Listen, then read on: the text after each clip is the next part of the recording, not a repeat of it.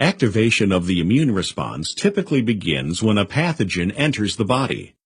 Macrophages that encounter the pathogen ingest, process, and display the antigen fragments on their cell surfaces.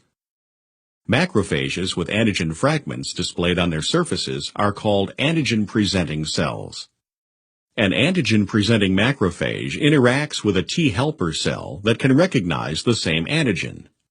During the interaction, the macrophage releases a chemical alarm signal called interleukin-1, which stimulates the T helper cell to secrete interleukin-2. Interleukin-2 causes the proliferation of certain cytotoxic T cells and B cells.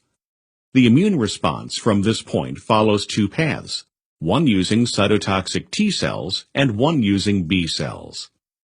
Normal cells of the body that become infected can also digest some of the pathogens and display antigen fragments on their cell surfaces. The body makes millions of different types of cytotoxic T cells.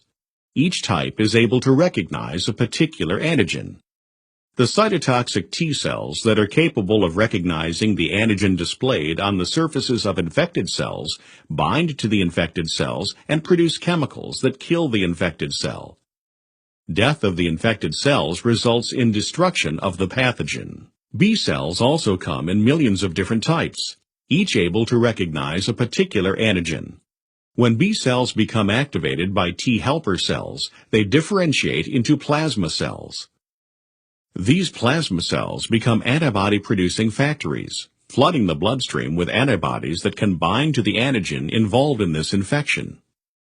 Antibodies bind to the antigens on the surfaces of the pathogens, marking them for destruction by macrophages.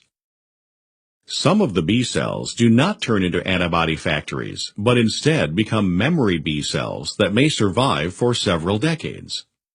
Because of these memory B cells, the secondary immune response to a future infection by the same pathogen is swifter and stronger. This powerful secondary immune response is what gives immunity to some diseases after you have had them once or after you have been vaccinated.